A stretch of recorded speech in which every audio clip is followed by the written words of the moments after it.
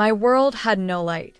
It had not for 19 years, not since the fever stole the colors and shapes of my youth, leaving me with only the echoing blackness of the tunnels. The Black Rock Pack did not value darkness. They valued sight, strength, and the merciless sunlight of the upper world, which I had never been allowed to see. Here, a blind Omega was less than useless. I was a calculated waste of food. Faster, Lumina. The shout cracked the damp air, sending vibrations through the stone floor that hit my feet like a physical blow. It was Beta Rylan, the man whose very voice was a whip. He was the pack overseer, and his favorite hobby was reminding me that the pack would be better off if I tripped one day and never got up. He had the worst scent of anyone in the pack: bitter pride, stale fear, and a sharp, metallic note of contempt reserved just for me. I gripped the rough clay pot tighter, shuffling my raw feet along the narrow maintenance tunnel. My job was hauling fresh water up from the lowest spring to the main dormitory level. It was the darkest, most dangerous job, the one no sighted wolf would ever take. But for me, the darkness was my greatest equalizer. Down here, we were all blind. But I wasn't not truly. While my eyes saw nothing, my ears and nose saw everything. The rhythmic drip of the sealing water, the faint metallic tang of the copper pipes, the slick moss clinging to the left-hand wall, these were my landmarks. The scent of 20 wolves huddled near the forge told me the temperature. The slight variation in Rylan's breathing told me he was standing closer than he pretended to be.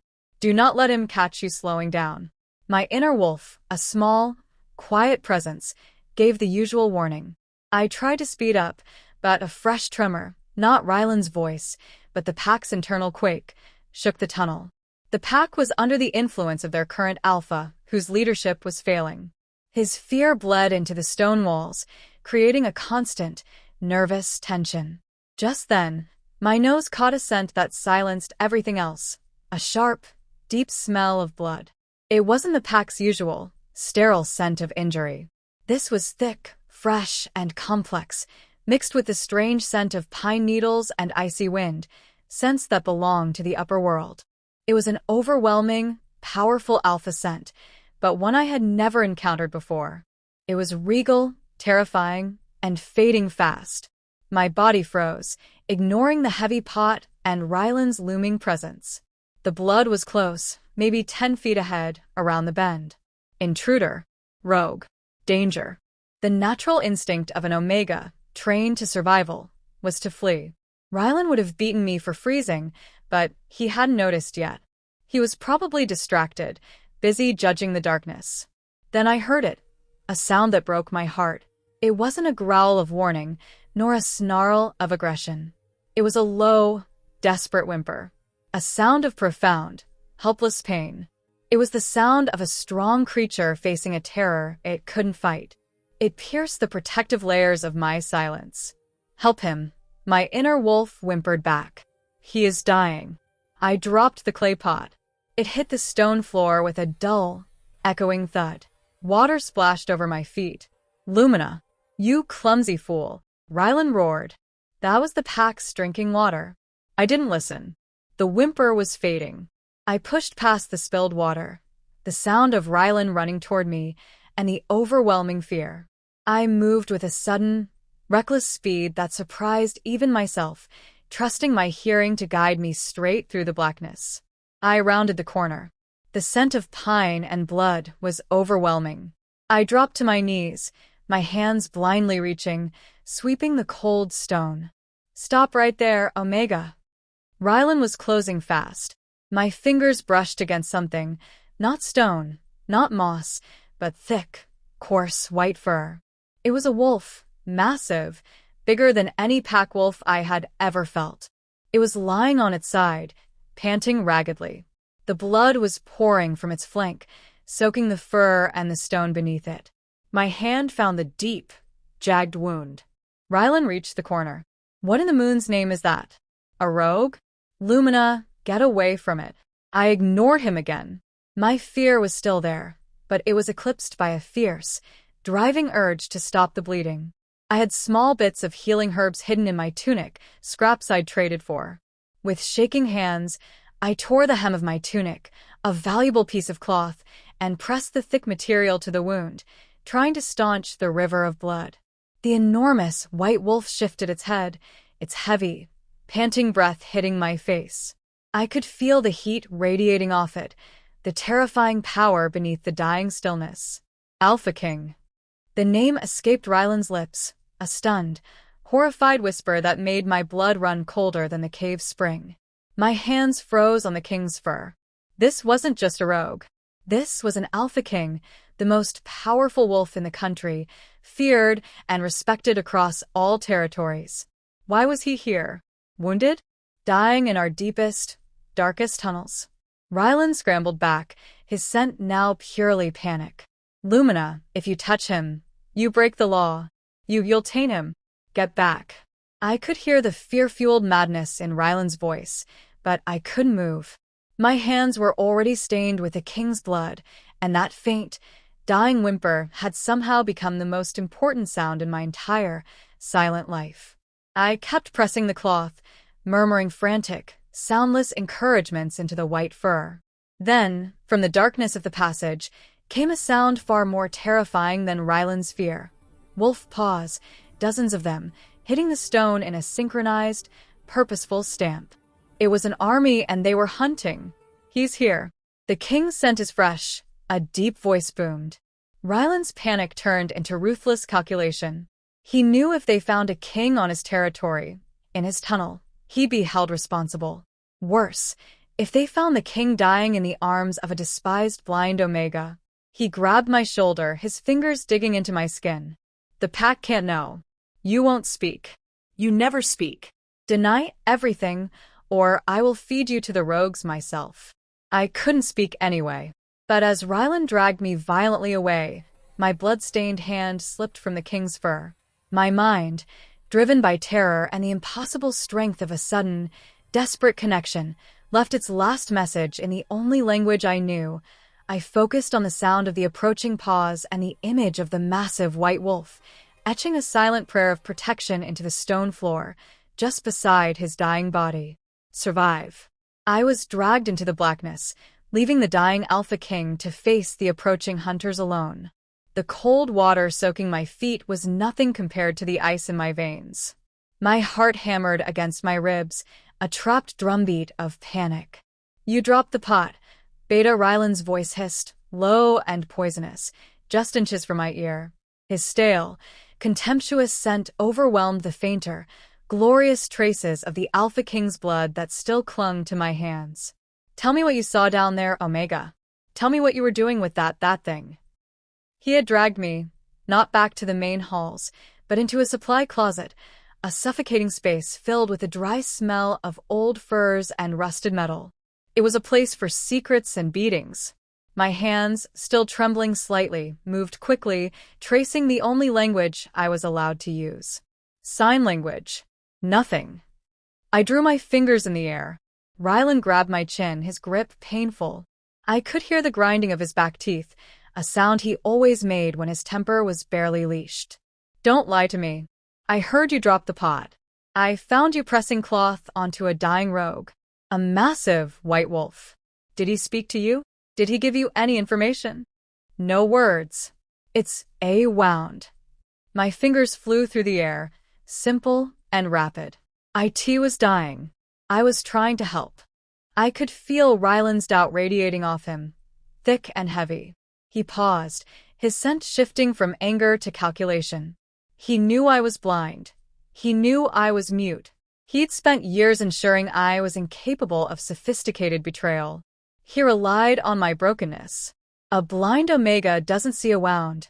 He sneered, releasing my chin. A blind Omega runs from a wounded rogue. You wanted to impress me, didn't you? Show off your pathetic little healing skill. I simply nodded, keeping my expression neutral. This was easier. Let him think I was trying to win favor, a desperate Omega hoping for a scrap of kindness. Anything was better than him realizing the truth, that my soul, silent and hidden for 19 years, had screamed a primal acknowledgement when I touched that white fur. The mate bond. The connection had slammed into me, not a feeling of light and warmth, but a deep, fierce, cold sense of completion. It was the feeling of a missing half, the sudden, terrifying knowledge that the most powerful and now most hunted being in the country was meant to be mine. It was a secret that would get me killed, and worse, taint the King Kian himself. Good, Rylan growled, shoving me toward the closet door. You will forget everything about that rogue. If any of the king's dogs ask you anything, and they will ask, you were hauling water, the pot slipped, and you heard nothing but the commotion of their entrance. Understood? I nodded again, the bitter scent of his threat a heavy weight in the air. I was immediately thrown back into the chaos. The Alpha King's forces, who had been hunting the tunnels for him, had not left.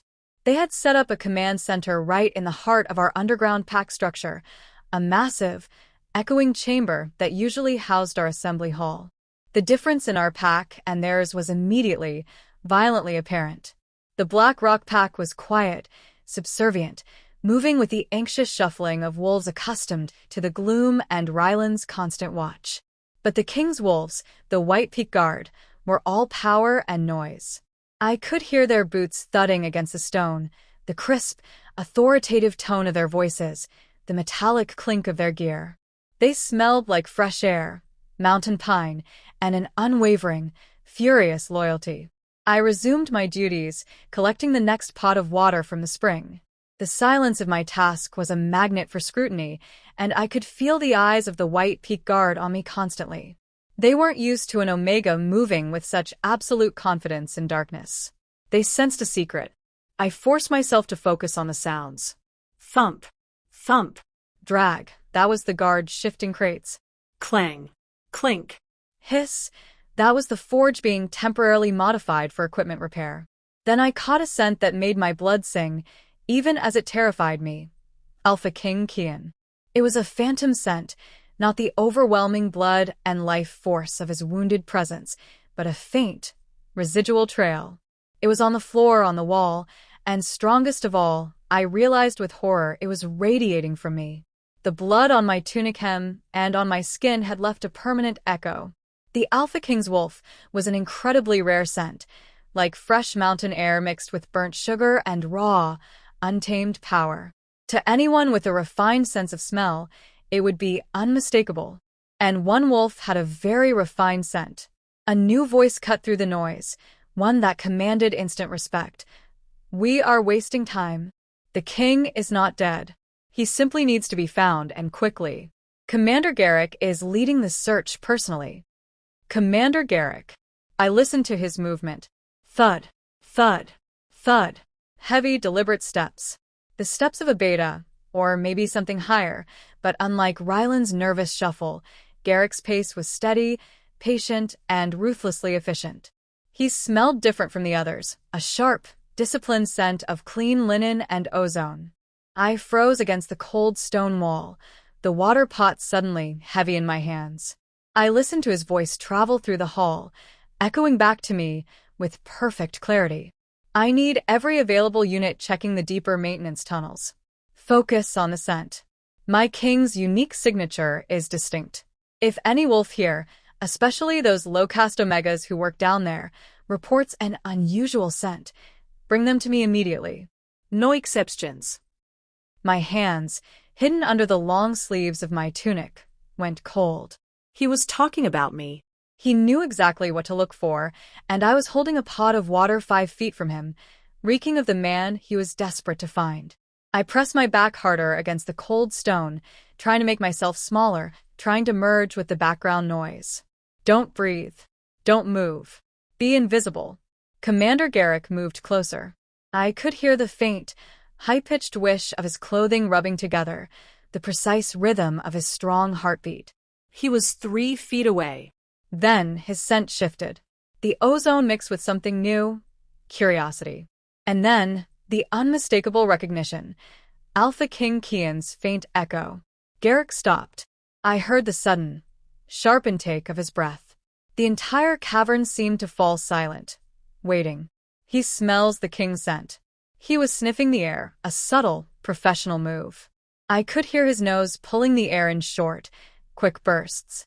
My own scent, the low, neutral smell of a well-hidden Omega, was not enough to mask the royal blood he was tracking. My mind raced. If he asks me what I saw, I must sign the rehearsed lie. But I cannot let him smell the lingering, strong scent of the bond on my skin. I took a desperate gamble.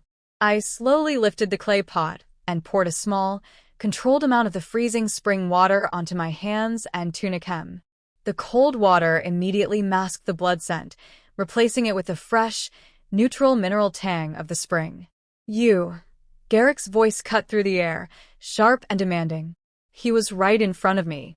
The silent one. "Why are you soaking yourself?" My hands moved, not in a sign, but as if wiping away a minor spill. Water splashed. I kept my head slightly bowed, my blind eyes fixed on the floor, a sign of subservience the pack trained us for. Garrick didn't move. I heard him shift his weight, then his hand moved closer to my face. I could feel the rush of air as he inhaled deeply, testing the scent. He smelled the fresh water, the cold clay, and the low, insignificant omega. I heard the tiny, frustrated click of his tongue. "You smell like nothing. Like stone and spring water." He continued, his voice directed to the general space around me. "You were near the spring, Omega. Did you hear anything unusual in the deepest tunnels last night? A fight? A sound of pain?" My fingers moved into the sign for a no. "Don't lie. Alpha King Kian's life is at stake. Speak now." I moved my hands into the sign for I can't. I heard the frustration in his exhale. "She is mute. Useless. Take her to the infirmary to warm up and then let her go. She smells like nothing but water." I was dismissed. The relief that washed over me was so intense it almost made me buckle. Rylan's voice, from somewhere high up in the hall, called out, "I told you, Commander. She's blind and mute. Useless for anything but hauling water." I could feel Rylan's cold satisfaction. His contempt had just saved my life. That night, I could not sleep. The Alpha King's scent was now a permanent ache in my soul. I was afraid, not just of Rylan, but of the deep, powerful sense of wrongness I felt. Kian was my mate, and he was hurt, alone, and lost. The mate bond was silent, but it was a demanding, terrifying song that I couldn't ignore. It was pulling me back down. I had to know if he had survived the hunters. I waited until the pack house was silent, until the breathing of the few other Omegas in the dormitory became deep and regular. I listened for Rylan's patrolling footsteps. When the moment of silence came, I slipped out. The deeper tunnels were terrifyingly empty. The sounds of the White Peak Guard had receded, leaving only the endless, echoing drip of water. I navigated by memory, by scent, and by the faint, shimmering echo of Kian's scent that I could now follow like a trail of breadcrumbs. I reached the spot where I had dropped the pot. My foot splashed into the dried patch of clay where the water had fallen, then landed on the area where the king had lain. He was gone. The blood was scrubbed clean. The area smelled heavily of a strong disinfectant. They had found him, cleaned the scene, and moved him out. Commander Garrick's professionalism had left no trace, except one. I knelt, running my hands over the stone. I could feel the cold, damp smoothness of the stone. But then, my fingers traced a small, almost invisible indentation. It was the mark I had etched into the stone, the silent prayer for protection I had left before Rylan dragged me away. A circle of protection. My soul artist instinct had done it without me even realizing. I had no idea if the mark had helped Kian, or if his men had even noticed it. Then my fingers brushed against something metallic. Small, cold, and hard. It was a piece of metal, jagged and sharp, roughly the size of my thumbnail. It smelled strongly of pine and cold steel, the scent of the north, the king's home. I brought it to my nose. It was not simple metal. It was a shard of a White Peak royal crest. It confirmed everything. Alpha King Kian had been wounded here, alone, fighting for his life. And now he was gone, either rescued by his men or taken by his enemies. I slipped the shard into my tunic, right over my heart. It was a dangerous piece of evidence, but it was also the only piece of him I had. I sat there for a long time in the silent, suffocating darkness, listening to the drip, drip, drip of water, hearing the king's absence. The mate bond screamed a silent, profound loss, demanding that I follow, demanding that I seek him out. But how? I was a blind, mute Omega, trapped in the darkest tunnels of the country, with the Alpha King's Beta breathing down my neck and the contemptuous Rylan watching my every move. The king needs me, my inner wolf insisted. He is the sound that makes our silence whole. I stood up, the metal shard burning against my chest. My mission was no longer about survival. It was about escaping the darkness and finding the one soul who had finally seen my silence. I knew I needed help, and there was only one person in the pack, an Omega, even lower status than me, who might listen to the whimpers of a blind girl. I just had to get to her room without Rylan hearing the sound of my desperate, hopeful steps. The small, carved wooden owl on Seraphina's door was the only non-functional piece of decoration allowed in the Omega's dormitory. I found it by touch, my fingers tracing the familiar, smooth grain. The owl was the sign. I'm home, and I'm safe. I tapped a specific rhythm, 3 soft knocks, a pause, then 1 rapid knock, a secret code. The door slid open instantly, revealing the faint, sweet scent of dried lavender and worry. Lumina, what happened? Seraphina's voice was a hushed whisper, her breath uneven. She wasn't blind like me, but she was small, nervous, and constantly terrified of Rylan. She was a casteless Omega, even lower than me, stripped of her rank after a small, publicized failing. Our shared status as the bottom rung of the pack was our bond. I slipped inside, letting the door click shut. The room was dark, but my senses mapped it instantly. A small cot, a rickety dresser, and the comforting scent of Seraphina's clean, anxious presence. My hands flew into a frantic, silent explanation. I found him. The king. Hurt. Seraphina sucked in a sharp breath. The white wolf? The one the soldiers are hunting for? Lumina, what did you do? I didn't speak. But he's my mate. Seraphina's entire body tensed. I heard the sharp, frantic movements of her hands flying to her mouth. No. No, you can't be. The Mismatch Tradition. They'll kill you. They'll say you tainted him. He's distant. He needs me. They cleaned him. I found this. I pulled the metal shard of the royal crest from my tunic. I placed the cold, jagged piece into Seraphina's palm. Her skin was instantly warmer than the metal. It's the northern crest, she whispered, tracing the familiar symbol. This is from King Kian's armor. He must have been hurt badly. She held the shard up to the faint light filtering from the crack beneath the door. Why give this to me? He will be moved. They will follow the scent. I can't follow if I stay here. Seraphina understood immediately. The tunnels were my prison.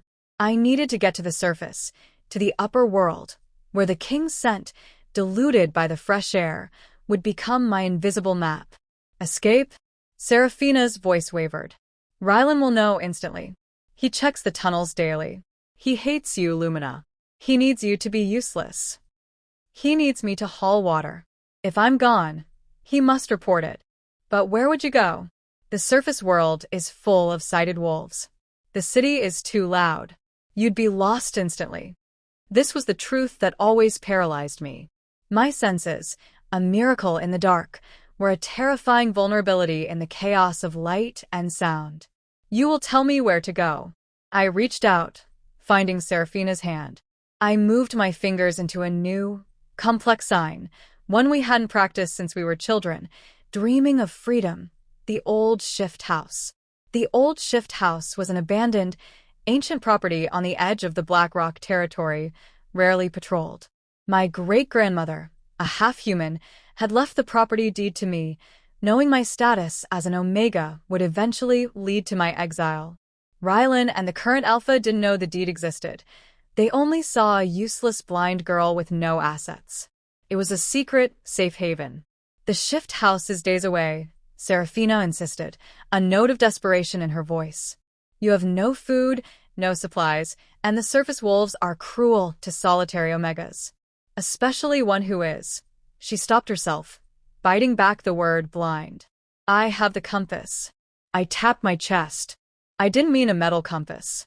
My inner wolf possessed an innate sense of direction and, now, a magnetic, agonizing pull toward its mate. The mate bond was my compass. Seraphina squeezed my hand, her fear slowly being replaced by a fierce, nervous determination. Okay. Okay, we have to do this right. Tonight. I'll get you the gear. You have to disappear from the maintenance tunnels first. You have to make Rylan believe you fell. The bottom pipe.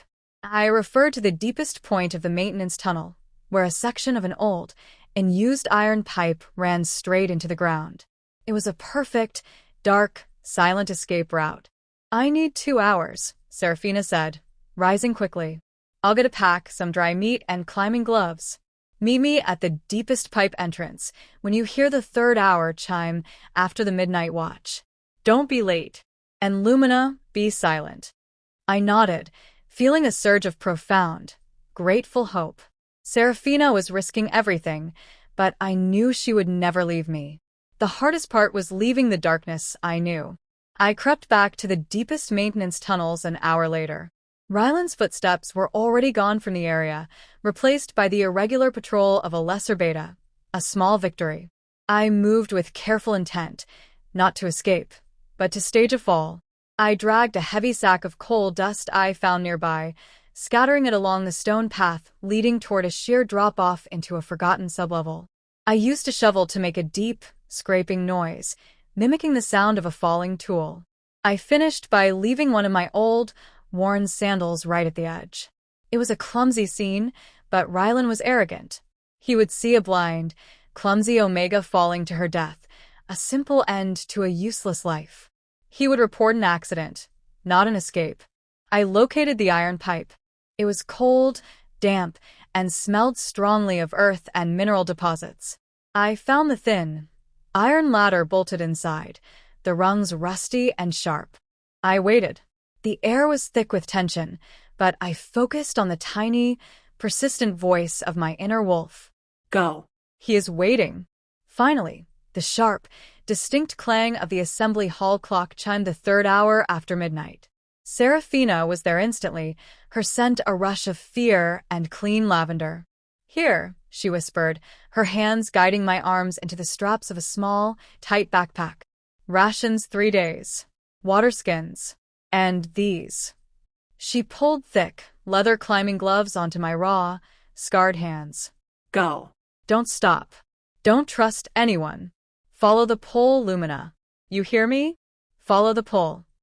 I put my hands on her shoulders and made the most complicated sign of my limited vocabulary. Thank you. I will not forget. I turned away and grabbed the iron rungs. The rusty ladder groaned beneath my weight. I started the climb down, into the final darkness before the surface. Wait, Seraphina hissed. I froze, heart pounding. Had she seen Rylan? She pressed something small and cold into my hand. It was an object carved from soapstone, a simple, smooth, cool oval. My mother's luck charm, she whispered, her voice cracking. It's smooth. You'll know it's there. It's for luck. And Lumina, when you find him, tell him the blind girl saved him. I tucked the soapstone into my glove, then started the final descent. I went down and down, the stale air giving way to the rich, loamy scent of true earth, the sound of stone giving way to the soft give of packed dirt. Then I hit the end of the ladder. I was in a small, damp chamber. I listened. Above me, the cold, metallic pipe ended. Before me, the tunnel opened into a vast, complex network of old and used badger dens and natural caves. And ahead, the overwhelming, glorious scent of wet pine and sunlight hit me. I heard the distant, beautiful rushing sound of a waterfall, the edge of the upper world. I took one final, deep breath of the damp, stale cave air, turned toward the sunlight I couldn't see, and started running. I ran toward the sound of the water, guided only by the powerful, agonizing pull of the mate bond that told me, go north. He is there. The upper world was a terrifying assault on my senses. I emerged from the pipe exit near the base of the waterfall, where the dense underbrush offered immediate cover. The first thing that hit me was the sound. It wasn't the contained, predictable echo of the tunnels. It was a sprawling, chaotic explosion. The waterfall was a violent, constant roar, drowning out the quieter, vital sounds. Above that, the wind whipped through the towering pine trees, creating a high, deafening whine. The distant thump-thump of human machinery added a frantic, unnatural rhythm to the world. And the scents, they were overwhelming. The tunnels had been a palette of 5 or 6 smells: stone, dampness, pack scent, Rylan's bile. The surface was 1,000 scents at once: rotting leaves, sweet sap, cold mud, the metallic tang of rain, and everywhere, the confusing, overlapping trails of countless animals. I reeled, gagging on the richness of it all, feeling utterly lost. I dropped to my knees, clutching the smooth soapstone charm in my glove. My heightened senses, my only strength, were now my biggest vulnerability. Without the predictability of the dark, I was truly blind, deafened by the noise, and choked by the scents.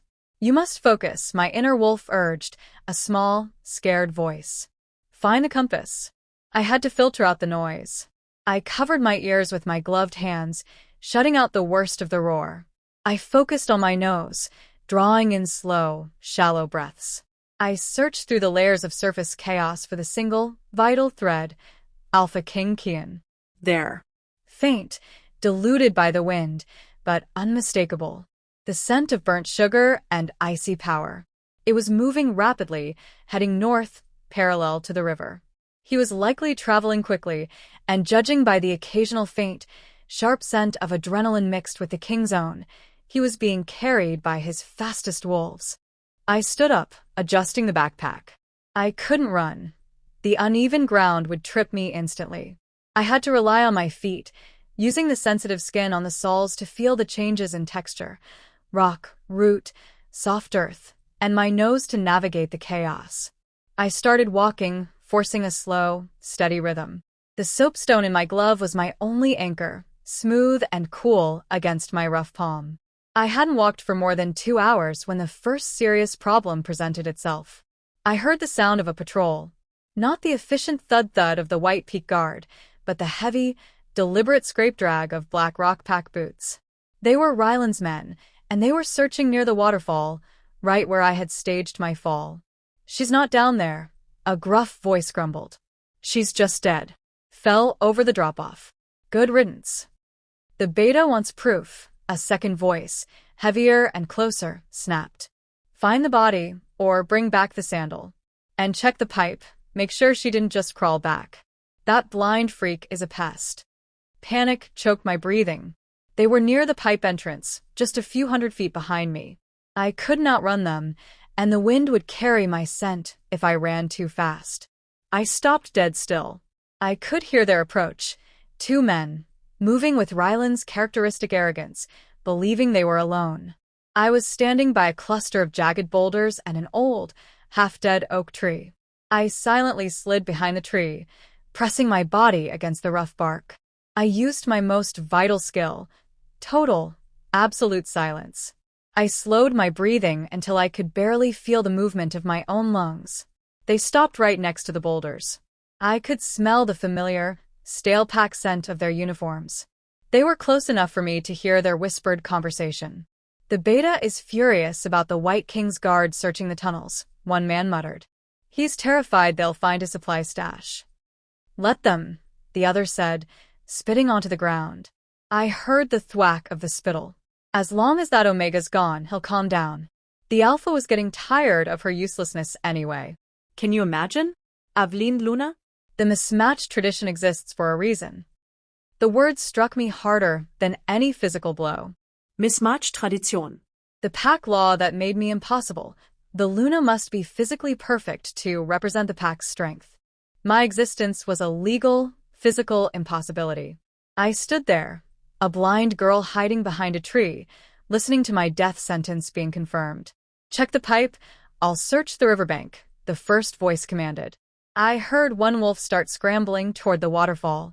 The other, the one near the boulders, started to walk directly toward the oak tree. My silent sanctuary was about to be discovered. My hand flew to my pack. I reached for the one thing Serafina had packed that wasn't food, a small, smooth lump of pitch. It was a flammable tar used to seal cracks in the tunnels. It smelled overwhelmingly of smoke and burnt oil. As the wolf's footsteps scraped against the rock just 3 feet away, I silently flicked the lump of pitch toward the riverbank. It landed with a soft thump near the water's edge, exactly where the first wolf was heading. The wolf by my tree froze. What was that? The one by the river? The other wolf called back. No, that thump, the wolf next to me hissed. He instantly shifted his direction, running toward the sound of the pitch. Rogue, the wolf near me yelled. I hear something moving down by the river. Go. Both wolves took off, running away from the pipe, toward the direction of the pitch. I waited until their scents had faded, and the sounds of their search were distant and confused. They were hunting the imaginary rogue I had created with a lump of tar. It was a terrifying use of my senses, a power I hadn't known I possessed. I moved out from behind the oak tree, my legs shaking. My escape was not going to be a simple journey. It was going to be a tactical, silent war against the sighted world. I turned my face toward the north. The king's scent, though faint, was a steady, strong pull now, a warm, constant song amid the surrounding dissonance. He's in danger. He's close. I followed the pull, stepping carefully onto the soft earth. I walked for what felt like hours, moving entirely by the delicate, changing texture beneath my worn boots. I ate a small piece of the dried meat Serafina had given me, savoring the salty flavor and the needed energy. The sun, an abstract heat on my skin, began to descend. The sounds of the forest changed. The high whine of the wind dropped, replaced by the soft rustle of nocturnal animals. I found a small, hidden depression in the earth under a canopy of thick, low branches. I would rest here until morning, hidden from any passing wolf. I settled down, pulling the furs over me. I was safe for now, but my heart was still aching with the terror of the mate bond. Then, my nose picked up a new scent. It was close, too close, and it wasn't a black rock wolf. This scent was complex, terrifying, and deeply familiar. Commander Garrick. The disciplined ozone mixed with the faint, lingering power of the Alpha King. He was resting nearby. His breathing was slow and deep, the rhythm of a powerful wolf in a state of rest, but not sleep. He was likely with a small patrol sleeping in shifts. I listened carefully. I could hear 2 other heartbeats nearby, but Garrick's was the closest, only 10 feet away. My heart pounded a frantic rhythm. Should I make myself known? Tell him who I was? The risk was immense. He had dismissed me as useless before. He would never believe that the blind, mute omega he threw out was the key to finding his king. I have the crest. He will listen. But before I could move, I heard the faint, whispered sound of Garrick's voice. He was talking in his sleep, the disciplined commander momentarily gone, replaced by a frightened wolf. Kian, where are you? The trail, the scent is gone. I can't find the scent. He was lost. The Alpha King's powerful scent was not working for his own tracker. I realized why. The Alpha King had been injured inside the Black Rock Pack tunnels, a location completely saturated with foreign, stale scents. His rescuers had likely scrubbed him down with disinfectant to hide his trail from enemies, but in doing so, they had erased the natural pheromones that Garrick relied on. The official tracker was relying on a trail that no longer existed. But I was not relying on a trail. I was relying on the mate bond. I reached out, my fingers tracing the smooth, cool surface of the soapstone charm. I focused all my attention on the burning pull in my chest. The mating connection was a raw, primal energy, not a scent. North by the high mountains. I knew exactly where Kian was being taken. I had the true map, the one no wolf could smell, no eyes could read. I had to tell Garrick. But how could a mute girl, hiding in the dark, communicate a complex strategic truth to a highly suspicious commander? I reached into my bag and pulled out a stick of charcoal, a tool Serafina had packed for the off chance I needed to leave a note. I found a piece of smooth, flat rock nearby. I couldn't talk to him, but I could draw. In the dark, The rough charcoal scraping on the cold stone was the loudest sound I could make. I started to draw a message. It was a desperate, terrifying gamble, but Kian needed his second-in-command, and Garrick needed the truth. The charcoal stick felt impossibly loud in the dead quiet of the night. Each scratch-scrape against the smooth rock was a risk. I imagined the sound flying toward Commander Garrick, disturbing the rhythm of his rest, pulling him from his anxious, murmured sleep. But I had to take that risk. The king's life was worth more than my safety. I couldn't draw a scene. I had to draw a solution.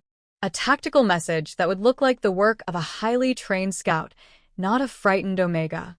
I started with a simplified map. The Black Rock territory, a jagged, shadowed circle, our underground tunnels, a small, messy knot, and the northern White Peak territory, a smooth, towering triangle. Next, I drew a large wolf, stark white, wounded, emerging from the knot of the tunnels.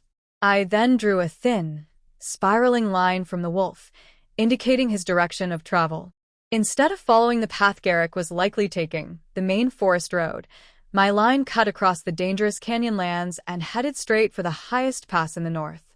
Finally, I drew a large X over the line, then drew a second, stronger line, a thick, clean arrow, pointing to the destination, a hidden, remote royal clinic high in the mountains. I emphasized the clinic with a small, stylized crown symbol. The message: the trail is false. Head straight for the mountains. Do not follow the scent. I sat back, my heart pounding a frantic, uneven rhythm. I could hear Garrick shift, the sound of his powerful muscles adjusting against the earth. He was waking up. I silently slipped the charcoal back into my bag and then, very slowly, pushed the flat rock into the clearing between my hidden spot and his. It slid a few inches on the damp earth, stopping with a soft, final thud. Silence. I heard Garrick's immediate, sharp inhale.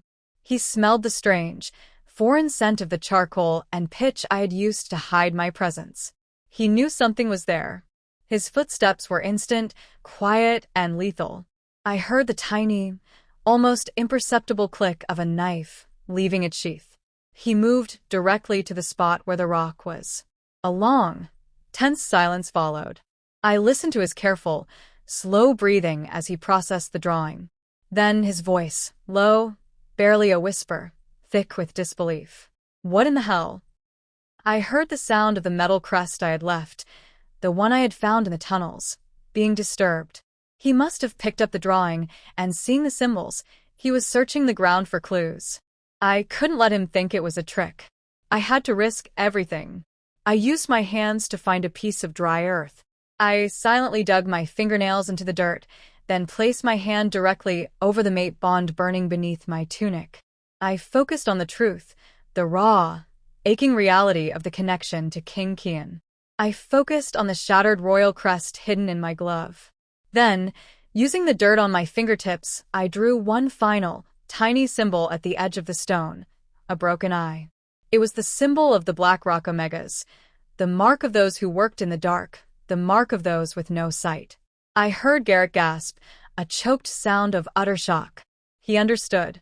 The mute servant girl he had dismissed, the one who smelled of nothing but water, was the one leaving him a tactical map that contradicted everything his trained scent told him. The commander instantly switched from predator to protector. I heard him shift, moving away from my hidden spot. Delta, wake up. We're changing course, he hissed his men. The scent trail is compromised. We're heading for the high pass. Now.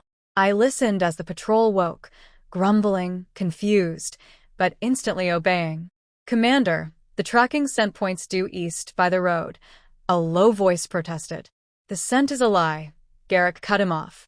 I have a source. An unconventional source. Pack up. We move now and we move fast. If this source is right, we are already days behind. I heard the rapid sounds of their departure. They were gone. They had taken the drawing, and they were following my silent map. I let out the breath I hadn't realized I was holding. The intense focus drained my reserves, leaving me shaky and exhausted. I had just risked my life for a man I had only touched for 30 seconds, but the agonizing pull in my chest quieted into a focused, determined hum. I was now one step closer to my king. I traveled for 3 more days, moving slower than the king's patrol, but with greater certainty. The mate bond was my unwavering guide. I foraged for berries and roots by feel, drank from the rivers by sound, and only rested when the scent of a large predator forced me into hiding. The landscape changed rapidly. I left the dense pine forests and entered the rugged canyon lands, dry, high-altitude terrain where the ground was mostly sharp rock and the air was thin and cold. It was here on the 4th morning that I met my greatest threat. I was crossing a narrow, exposed ridge when I heard him. The familiar, sickening scent of Beta Rylan. It was thick with aggression, stale sweat, and murderous rage. He was alone and he was hunting. He hadn't accepted the accidental fall story. His contempt for me was too profound, his need to control me too strong. He was tracking me personally, convinced I knew the truth about the White King's presence in the tunnels. I froze, knowing I had less than a minute before he scented me. The cold air of the canyon lands carried sound and scent with frightening efficiency. Lumina. I know you're here, you blind freak. Rylan's voice echoed off the sheer rock walls. You shouldn't have been brave. No one is going to find your body way out here. I abandoned the ridge immediately, scrambling down a steep slope into a narrow, shadowed crevice. The ground tore at my climbing gloves and sharp rocks bit into my knees, but I ignored the pain. I had to get below him. Rylan was above me, moving with terrifying speed. I could hear the scrape of his boots, then the sound of him shifting into his wolf form. A heavy, snarling sound of tearing muscle and cracking bone.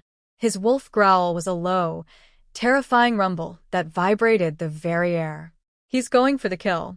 I huddled in the crevice, pulling my body into the smallest possible space. My omega instinct screamed at me to submit, to whimper, to offer my throat. But the strength of the mate bond, the thought of Kian needing me, overpowered the instinct. I would not die here. Rylan's massive, aggressive scent filled the air above me. He was standing right at the lip of the crevice. I could hear his heavy, furious panting. You smell like that king's blood, he snarled, his wolf voice deep and terrifying. You tainted him. You broke the Mismatch Tradition. I should have known you were too useless to just die. I knew he couldn't see me in the deep shadow, but he was about to jump. I had only one desperate chance. I reached into my bag and pulled out the remaining lump of pitch and the stick of charcoal. I focused on the sound of his breathing. When his intake of breath deepened for the jump, I acted. I scraped the charcoal hard across a piece of flat rock, then rubbed the pitch against it, releasing a cloud of acrid, black smoke. The sound and the sharp scent were a calculated distraction. Rylan jumped, but the sudden assault on his senses confused his landing. He landed a few feet from the crevice, snarling, disoriented by the noise and the smoke scent. I didn't run. I reached out and grabbed a handful of the sharp, crushed rock beneath my boots. With a soundless roar of fury, I threw the handful of gravel directly at the beta's massive wolf eyes. The high-pitched yelp that followed was pure, blinding pain. My eyes. You blind freak.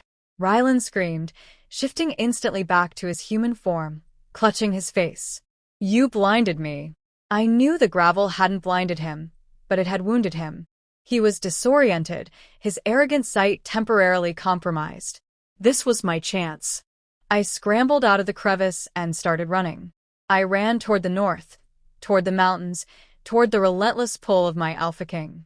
I ran, leaving the enraged, temporarily crippled Beta Rylan behind me in the dust, knowing that this was a fight he would never forget and one I couldn't stop running from.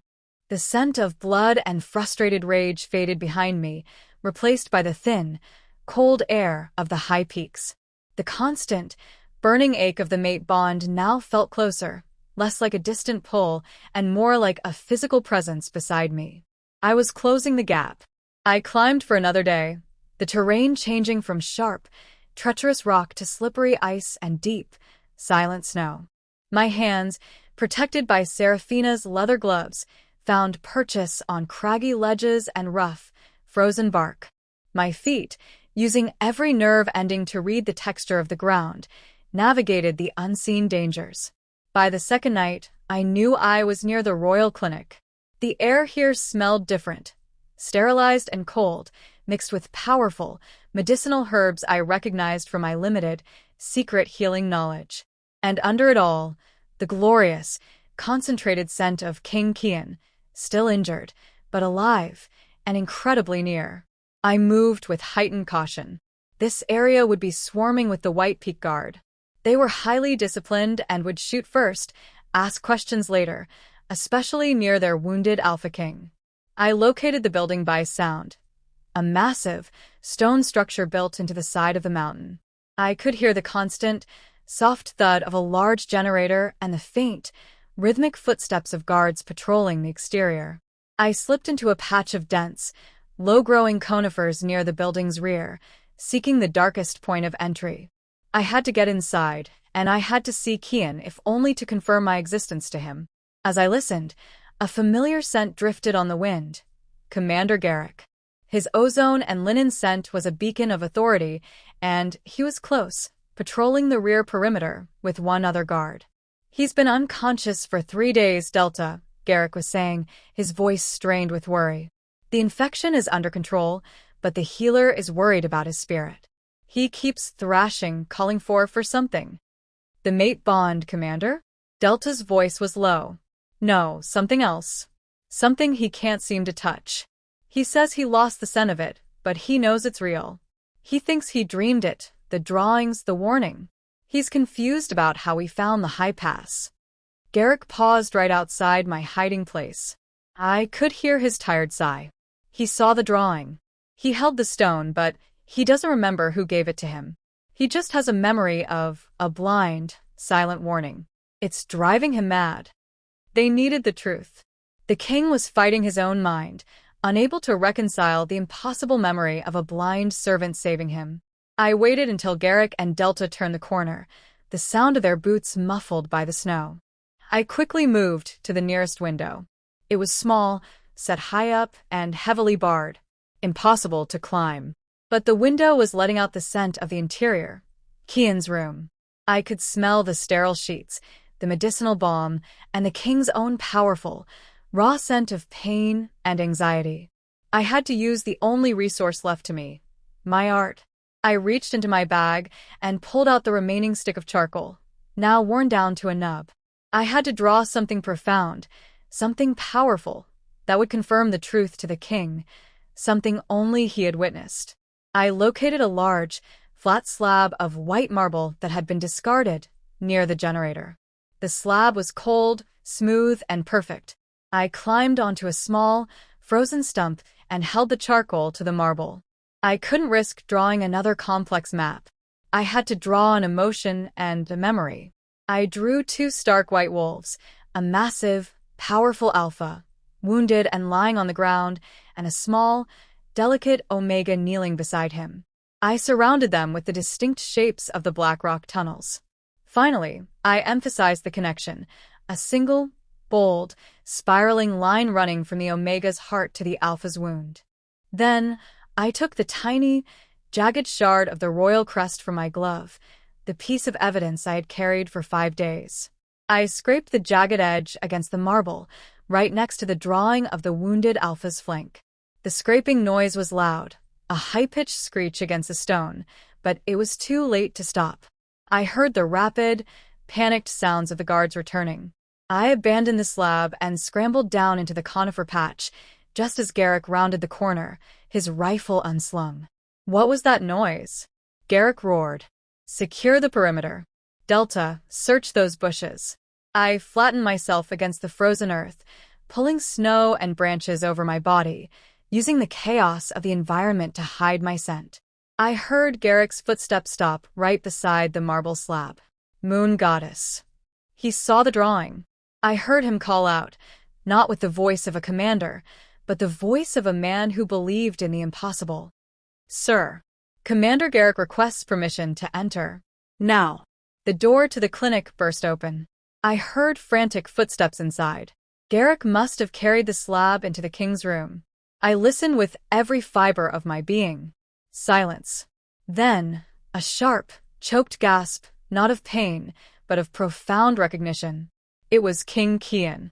"The tunnels, the blind girl," Kian whispered, his voice weak, but clear. "It wasn't a dream. She was real. She saved me." A moment later, Kian's voice was stronger, filled with overwhelming emotion. "The mate bond. Garrick, the bond is confirmed. That Omega, she is my mate." He knew. The message was received. My mission was complete. I did not move from the conifer patch. I was still terrified of being found, but the intense, burning anxiety of the mate bond was finally replaced by a flood of warm, peaceful relief. A few minutes later, Garrick was back outside, his voice ringing with renewed purpose. "Secure the area. The king's mate is out here. Find her. She is not a threat. She is the Luna. Bring her here alive and unharmed." I heard the surge of energy as the White Peak Guard began their frantic search. They were looking for a heroine, a Luna, a queen. They were not looking for a silent, dirty girl hiding under a bush. I stayed silent, waiting. I wouldn't let them find me by scent or sight. I would be found by the only person who had ever truly known me. I pulled out my charcoal nub and drew one final, tiny symbol in the snow at the edge of the patch, a single, delicate carved owl. Seraphina's symbol of hope and belonging. Then I focused every bit of my will on the mate bond, sending a single, overwhelming surge of acknowledgement to the man inside the stone clinic. A moment later, I heard the door of the clinic open, and a heavy, deliberate, yet slightly weakened, gate stepped out onto the snow. A scent I would know in my own grave, burnt sugar and icy power, came closer. "Lumina." King Kian's voice was a low, tender command, right beside the conifer patch. "I am here. The king is here." I rose slowly from the snow, dropping the charcoal. The beautiful scent of him enveloped me. I lifted my face toward the warmth of his presence, my blind eyes staring into the direction of his heart. I didn't need to speak. I didn't need to see. I had arrived home. The scent of him was everything I had risked my life for, a glorious, warm promise in the cold mountain air. "Lumina." King Kian whispered my name again. His voice was raw, still tinged with the weakness of his injury, but laced with a profound relief that made my spirit tremble. I felt the snow crunch as he took a step closer. The strong scent of ozone and the relieved sighs of the surrounding White Peak Guard faded into the background. There was only the scent of him. Burnt sugar, icy power, and now a new, protective warmth. I didn't move, standing stock still in the frozen conifer patch, my blind face lifted toward his. He stopped just a foot away. I could hear the slight rasp of the ceremonial furs he wore over his simple recovery tunic. He didn't rush to touch me, sensing my caution, my years of trauma. "You are real," he breathed. The drawings, the tunnels, the danger, it was all real. I lifted my hand, still encased in Seraphina's worn glove, and traced the single word into the air. "Real." Kian understood immediately. "I know. I'm sorry they dismissed you. I'm sorry you had to risk everything to make yourself heard." He finally reached out, his warm, strong hand gently finding my shoulder. Garrick found the drawing on the stone. "It's safe. It's the most beautiful map I have ever seen." He guided me forward, out of the conifer patch, and the relief of the guard exploded in a round of hushed, grateful thanks. I heard the tiny, distinct clink of Commander Garrick's metal gear as he approached. "Luna," Garrick said, his voice now deeply respectful, completely stripped of the impatient contempt he'd used in the tunnels. "Thank you. You saved his life, and you saved our command." I didn't sign a reply. I just leaned slightly into Kian's strength, feeling the mate bond sing between us, a powerful, restorative harmony.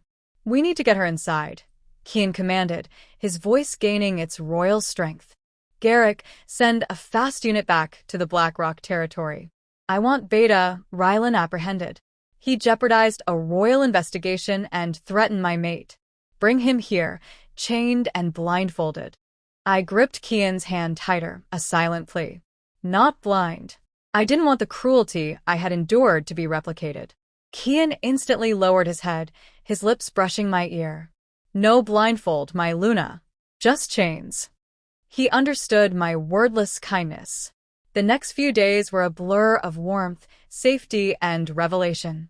Kian personally oversaw my care, ensuring I had new, soft clothes, warm food, and, most importantly, space. The royal healer confirmed the trauma that had stolen my sight and voice was physical but also psychosomatic, the kind that heals only with absolute safety and unconditional love. Kian spent hours with me, teaching me the White Peak Sign Language, a beautiful, flowing system used by several deaf and speech-impaired wolves in his territory. He called them his silent council, wolves whose keen senses and unique perspective made them invaluable. My pack does not prize sight, Lumina, he told me one afternoon, his fingers gently tracing the shape of the word sight in my palm. We prize truth. You see the truth in the dark better than any wolf sees it in the light. That is power. That is why you are my Luna. I signed back. Mismatch Tradition. I was finally strong enough to face the fear. Kian smiled, a beautiful, genuine sound that reached my ears instantly. The tradition states the Luna must be physically perfect to represent our strength on the surface. But my pack's greatest strength is our ability to listen to the voiceless. Your survival, your bravery, your art, that is the very definition of perfect strength. I am king. My word ends that tradition. The ultimate confrontation came on the 5th day. Rylan was dragged, chained and furious, into the central hall of the royal clinic. He smelled of pure, distilled venom. Kian stood tall, recovered, a magnificent figure in his white and silver furs. I stood beside him, holding his hand, silent but visible. Rylan's eyes, narrowed with hatred, finally found me. That blind freak. She's the one who lied. She ruined everything. Kian's voice was deadly quiet. You threatened her. You abused her. You left her to die, convinced she was useless. Lumina, do you have anything to say to the Beta who caused you so much pain? Rylan snarled. She can't say anything. She's mute. I took a deep breath, concentrating on Kian's presence, on the singing comfort of the mate bond, and on the memory of Seraphina's bravery. My heart hammered against the shard of the royal crest, still tucked inside my tunic. I raised my hands, and for the first time in front of my greatest tormentor, I spoke. Not with a sign, but with a word. Heard, I whispered. My voice was rough, barely audible, a dry and used sound. Rylan froze. His eyes widened, his jaw slack. I raised my hands higher, forming the word in White Peak Sign Language, allowing the entire guard to understand the truth. I am heard. I looked Rylan directly in the face, my blind eyes meeting his terrified sight. My voice gained strength. I am visible. Rylan collapsed, his power dissolving into frantic fear. The mute Omega he had sought to destroy had become his judge, speaking the 2 words that utterly defeated him. Kian pulled me into his arms, his relief overwhelming. My Luna. My brave, brilliant Luna. I wrapped my arms around his neck, signing the only words that mattered. I will never be invisible again. 5 years later, I sat in my studio, not in the darkness of the maintenance tunnels, but in a vast, sunlit room overlooking the northern White Peaks. Kian had commissioned a studio built entirely of glass for me, knowing I valued the light I couldn't see and the warmth I could feel. I was teaching. Around me for children, 2 deaf, 1 blind, and 1 child who struggled with extreme speech anxiety, were quietly working on projects. They were my first students at the Lumina School of Sensory Art, a place where communication was taught through drawing, scent, and touch. My hands moved, guiding a blind boy's fingers over the clay to shape a strong, silent wolf. I still preferred sign language, using my voice only when necessary, but I was no longer a slave to silence. The door opened, and a scent I knew better than my own filled the room. Kian. He was holding our daughter, Serena, a lively toddler with her father's platinum hair and, ironically, the sharpest eyesight in the pack. The Alpha King demands a hug, Kian murmured, kissing my temple. I signed. All yours. He put Serena down. She immediately ran to the work table, picking up a piece of charcoal and drawing a surprisingly accurate stick figure of her father. I watched as her drawing began to glow with a soft, silver light, a tiny, budding soul artist like her mother. I knelt, holding her close. I had not saved Kian that day. I had saved myself. I had found the courage in the dark, and in doing so, I had earned a light I could finally feel. I was home. I'd love to hear your thoughts on this story. Comment below and tell me, what part of Lumina's bravery was most intriguing to you? Do you think Lumina will ever fully regain her sight, or is the power of her senses in the dark a better gift? How beautiful was it when Kian confirmed the Mismatch Tradition was over? Please like this video, subscribe to the channel, and turn on the notification bell so you don't miss the next interesting story. Do not forget to tell us where are you watching from, and what's the weather like there today? I'll see you in the next story.